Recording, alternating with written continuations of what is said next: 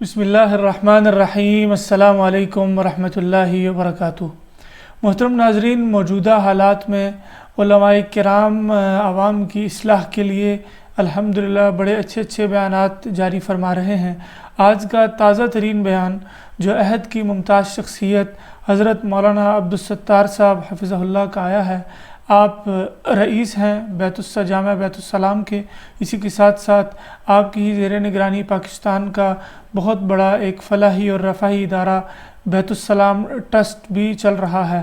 آپ نے آج جس حوالے سے گفتگو فرمائی ہے اس کا موضوع تھا ہمارے گھر، بازار، فیکٹریاں کیسے دوبارہ آباد ہوں۔ آئیے سنتے ہیں۔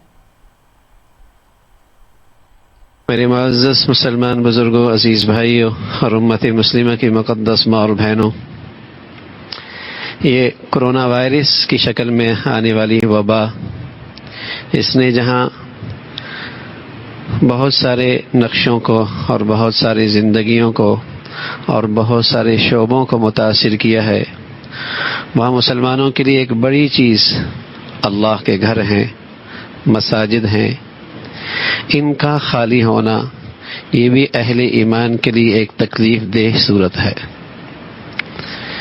مسلمان، وطن عزیز کے مسلمان، ریاست کے کہنے پر علماء کی رہنمائی میں احتیاط کی ساری شکلیں اختیار کر رہے ہیں، اور کسی قدر گھروں میں نمازوں کا اہتمام ہو رہا ہے۔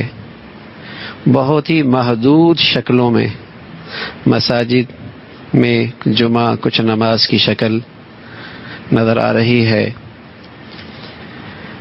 تو ہر ذمہ دار شخص جو مسلمان ہے، خواہ وہ حکمران ہے یا وہ قومی سطح پہ ایسی جگہ بیٹھا ہے کہ جہاں اس کی بات سنی جاتی ہے، تو وہاں اس کی یہ ذمہ داری بنتی ہے کہ اہل ایمان کے ان احساسات کا بھی اسے احساس ہونا چاہیے کہ مسلمانوں کا مسجد سے تعلق کیا ہے۔ جہاں بہت ساری زندگی کی ضروریات سمجھ کر ان کی احتیاطی تدابیر کے ساتھ ان شکلوں کو اختیار کیا جا رہا ہے کہ یہ ضرورت ہے، ہسپتال دیکھ لیں، کلینک دیکھ لیں، اور بہت سارے قومی ادارے ہیں جہاں احتیاطی تدابیر کے ساتھ وہاں کا نظام زندگی چل رہا ہوتا ہے۔ تو مساجد، یہ ان سے مسلمانوں کا کیا تعلق ہے؟ پیارے رسول صلی اللہ علیہ وسلم فرمایا کرتے تھے، قلبہ معلق بالمسجد، مسلمان کا دل تو مسجد میں لگا رہتا ہے، اور اسے مسجد سے نکالنا ایسا جیسے پانی سے مچھلی کو نکال دینا ہے۔ اب مچھلی باہر تڑپتی ہے، اسے کی سکون، اس کی زندگی پانی ہے۔ تو رسول اللہ صلی اللہ علیہ وسلم فرمانے لگے، ایسی مسلمان کا دل مسجد سے ایسا ہے۔ اور اللہ کا کلام ہے کہ انما یعمر مساجد اللہ من آمن باللہ والیوم الآخر، ایمان والے اللہ کو گھروں کو آباد کرتے ہیں، اللہ کے گھروں کو آباد کرتے ہیں۔ مسلمان ہو اور مسجد میں نہ جائے، یہ اس کے لیے بڑی تکلیف دہ صورت ہے، بڑی تکلیف دہ صورت ہے۔ تو برسر اقتدار طبقہ، ڈاکٹر حضرات، قومی سطح پہ جن کی آواز سنی جاتی ہے، یہ ان کی ذمہ داری بنتی ہے کہ مسلمانوں کے ان احساسات کا بھی انہیں احساس ہونا چاہیے کہ کون سی ایسی احتیاطی تدابیر اختیار کی جائیں، کون سی ایسی شکلیں اختیار کی جائیں کہ اللہ کے گھر آباد ہو جائے، کون سی ایسی صورت اپنائی جائے کہ اللہ کے گھروں کی آبادی اور مسلمانوں کے لیے وہاں آنا جانا آسان ہو جائے۔ مسلمان معاشرے میں اللہ کے گھر کی حیثیت روح کی سی ہے، مسلمان کی زندگی مسجد سے ہے۔ جسمانی صحت کے لیے لوگ اسپتال جاتے ہیں، جسمانی صحت کے لیے لوگ ہسپتال جاتے ہیں، اور جسمانی صحت کی اس اسپتال کی اہمیت آج کی جدید دنیا میں بہت ہے اور ہونی بھی چاہیے، جسم بھی اللہ کی نعمت ہے، لیکن مسلمان کی روحانی زندگی کی صحت اور زندگی مسجد سے ہے۔ یہی وجہ ہے کہ اللہ کے نبی صلی اللہ علیہ وسلم ساری زندگی مسجد میں سب سے آگے نظر آئے، سب سے آگے نظر آئے، اور مسلمان معاشرے میں مسجد کو وہ اہمیت نصیب تھی کہ مسلمان کا جو حکمران ہوتا، برسر اقتدار طبقہ ہوتا، وہ اللہ کے گھر میں سب سے آگے ہوا کرتا تھا۔ ابو بکر اس امت کے سب سے بڑے ہیں، اللہ کے گھر میں سب سے آگے۔ عمر اس امت کے سب سے بڑے ہیں، اللہ کے گھر میں سب سے آگے۔ عثمان اس امت کے سب سے بڑے ہیں، مسجد میں سب سے آگے ہیں۔ علی رضوان اللہ علیہ اجمعین اس امت کے سب سے بڑے، اللہ کے گھر میں سب سے آگے۔ تصور نہیں تھا کہ مسلمانوں میں کوئی شخص معزز ہو، عزت دار ہو، اور اس کا تعلق اللہ کے گھر سے نہ ہو۔ مسلمانوں میں کوئی معزز ہو، عزت دار ہو، شریف آدمی ہو، قابل وقت شخصیت ہو، اور اس کا اللہ کے گھر میں آنا جانا نہ ہو، تصور نہیں تھا۔ یہ تو کبھی مسلمانوں کے خیالوں میں نہیں ہوتا تھا کہ کوئی مسلمان صاحب ایمان ہے، صاحب اسلام ہے، اور مسجد میں نہیں ہے، مسجد میں نہیں ہے۔ تو مسجد کا مسلمان معاشرے میں کیا اہمیت ہے، بدقسمتی ہے کہ آج مسلمانوں کے جن کے پاس قومی امور ہیں، ان کے دل و دماغ میں مسلمانوں کے ان احساسات کا بالکل تصور نہیں ہے، احساس نہیں ہے۔ ریاست کی ذمہ داری پورا کرتے ہوئے مسلمان احتیاطی تدابیر اختیار کر رہے، لیکن ریاست کی بھی تو ذمہ داری بنتی ہے کہ وہ جہاں اور زندگی کے شعبوں کو ضروریات زندگی سمجھ کر اس کے لیے ریلیف دے رہا ہے، آسانیاں پیدا کر رہا ہے، وہاں اہل اسلام کے لیے، اہل ایمان کے لیے، اہل دین کے لیے، جن کا دل مسجد میں اٹکا ہوا ہے، ان مسلمانوں کے لیے احتیاطی تدابیر اختیار کی جا سکتی ہیں، احتیاط کی شکلیں اختیار کی جا سکتی ہیں۔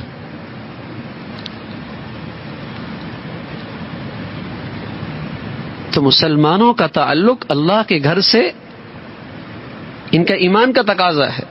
رسول اللہ صلی اللہ علیہ وسلم فرمایا کرتے تھے کہ کل اللہ کے کچھ خصوصی نشستیں ہوں گی، اور ان خصوصی نشستوں میں وہ لوگ بیٹھے ہوں گے جن کا دل ہر وقت مسجد میں لگا ہوا ہے، مسجد میں ہے تب بھی دل مسجد میں لگا ہوا، مسجد سے باہر ہے تب بھی دل مسجد میں لگا ہوا۔ رسول اللہ صلی اللہ علیہ وسلم نے فرمایا کہ ان لوگوں کی نشستیں کل خصوصی طور پہ لگیں گی، اللہ کے دربار میں خصوصی نشستیں ہوں گی۔ تو ایک مسلمان کی زندگی مشکل ہے بغیر اللہ کے گھر کے، بغیر اللہ کے گھر کے ایک مسلمان کی زندگی مشکل ہے۔ تو ہر مسلمان جسے اللہ رب العزت نے ایک حیثیت دی ہے، اللہ کے گھر لاوارث نہیں ہونے چاہیے۔ جہاں اور زندگی کے نقشوں کے لیے آواز اٹھائی جا رہی ہے، وہاں مسلمان کے صاحب حیثیت لوگوں کی ذمہ داری بنتی ہے کہ وہ اللہ کے گھروں کی آبادی کے لیے بھی آواز اٹھائیں۔ احتیاطی تدابیر کا انکار نہیں، محتاط شکلوں کا انکار نہیں، لیکن اللہ کے گھروں کو وہ اہمیت دی جائے، وہ عظمت دی جائے جو اللہ اور اللہ کے رسول نے دی ہے، جو مسلمانوں کی ایمان اسلام کا تقاضا ہے۔ تو ہر صاحب حیثیت کی ذمہ داری ہے کہ اللہ کے گھروں کو لاوارث نہ چھوڑا جائے، ان کی آبادی کی شکلیں اختیار کی جائیں، آبادی کی شکلیں اختیار کی جائے۔ اور سچی بات یہ ہے کہ یہ اللہ کے گھر ہی ہے. جب مسلمان انہیں آباد کرے گا اللہ ان کے گھروں کو، ان کے معاشرے کو، ان کے بازاروں کو، ان کے سوسائٹیوں کو آباد کر دے گا. ڈر لگ رہا ہے اگر مسلمان اسی غفلت میں رہے اور ذمہ دار لوگوں نے ان مساجد کی طرف توجہ نہ دی تو میں دیکھ رہا ہوں پچھلے چند دنوں کے اندر ملک کے مختلف اضلاع کے اندر ایسی ژالہ باری ہوئی ہے، ایسے اولے برسے ہیں، سینکڑوں ایکڑ زمینیں منجر ہو گئی، گندم پکی ہوئی ہے، فصلیں پکی ہوئی ہیں. ابھی کل کی خبر ہے، میاں والی کا علاقہ ہے، اس کے ساتھ دوسرے اضلاع ہے، ژالہ باری ہوئی، سینکڑوں ایکڑ زمینیں بنجر ہو رہی، فصلیں تباہ ہو رہی ہیں. یہ کیا ہے؟ یہ اللہ کی ناراضگی ہے، یہ اللہ کی ناراضگی ہے. ضرورت اس بات کی ہے کہ احتیاطی تدابیر کے ساتھ اللہ کے گھروں کی آبادی کی شکلیں اختیار کی جائیں، اور اس کے لیے ہر ذمہ دار آدمی اپنی جگہ پر آواز اٹھائے، اپنی ذمہ داری کا احساس کرے کہ جب مسلمان، ایسا ایمان تو ہے نہیں کہ گھروں کے اندر مسلمان اللہ کی طرف ہر وقت متوجہ. یہی تو ایک گھر تھے اللہ کے جہاں مسلمانوں کو اللہ کی یاد نصیب ہوتی تھی. گھروں کے اندر ہر طرف غفلت ہی غفلت ہے، غفلت ہی غفلت ہے. یہ اللہ کے گھر تھے زمین پر جہاں اللہ کے فرشتوں کے ڈیرے ہوتے ہیں، جہاں مسلمانوں کی حاضری ہوتی ہے، اللہ کے فرشتوں کی آمین بھی ہوتی ہے، یہاں مسلمانوں کی دعائیں ہوتی ہیں. اللہ کے فرشتے اس دعاؤں کی قبولیت کے لیے اللہ سے آمین کہتے ہیں. مبارک فی زمین کے مبارک ٹکڑے ہیں. رسول اللہ صلی اللہ علیہ وسلم فرمایا کرتے تھے روئے زمین پر اللہ کو جو ٹکڑا سب سے زیادہ پسند ہے وہ مساجد ہے. یہ ویران ہو جائے، یہ خالی ہو جائے، یہ عبادات سے محروم ہو جائے ٹکڑا، کتنی خطرے کی بات ہے اور کتنی تکلیف کی بات ہے. تو میرے عزیزوں اور امت کی مقدس ماں اور بہنوں، جہاں آپ اور دعائیں کر رہے ہیں اور جہاں آپ اور اللہ کے سامنے جولی پھیلا کر اللہ سے مانگ رہے ہیں، وہاں اپنی دعاؤں میں اس دعا کو بھی لے لیں کہ اللہ کے گھروں کی آبادی کی اللہ کرے شکلیں بن جائیں. اللہ کے گھروں کی آبادی کے لیے اللہ کرے شکلیں بن جائیں اور اللہ کے گھر آباد ہو جائے. اور سچ کہہ رہا ہوں، جس وقت امت میں اللہ کے گھر آباد رہے اللہ نے ان کی دنیا آخرت آباد کر دی. اللہ نے ان کی دنیا آخرت آباد کر دی. جب مسلمانوں کے گھر 100% آباد تھے، 100% آباد تھے، اللہ نے ان کی دنیا آخرت آباد کر دی تھی. اور تصور نہیں تھا غریب ہو، امیر ہو، ماتحت ہو، حکمران ہو، رعایا ہو اور اس کا اللہ کے گھر سے تعلق نہ ہو. میں عرض کر رہا ہوں مسلمانوں کا حکمران، مسلمانوں کے وزراء، مسلمانوں کے قاضی، مسلمانوں کے عسکری ذمہ دار سب سے پہلے وہ مسجد میں اللہ کے گھر میں پہلی صف میں نظر آتے تھے. اور پھر جب اللہ کے گھروں کو انہوں نے آباد کر رکھا تھا اللہ نے انہیں عزت دے رکھی، اللہ نے دنیا میں انہیں عزت دے رکھی تھی. اللہ آج بھی وہی ہے، اللہ آج بھی وہی ہے، اپنی قدرت کے ساتھ ہے، اپنی عظمت کے ساتھ ہے. اللہ کرے ہم دنیا میں اللہ کے گھروں کو آباد کرنے والے بن جائیں. ہمیں یہ احساس ہونے لگے کہ اللہ کے گھر آباد ہوں گے تو ہماری دنیا آخرت آباد ہوگی. ہمارے بازار، ہماری فیکٹریاں، ہمارے کارخانے، ہماری گلیاں سب آباد ہوں گی. اللہ کے گھر آباد ہو جائے.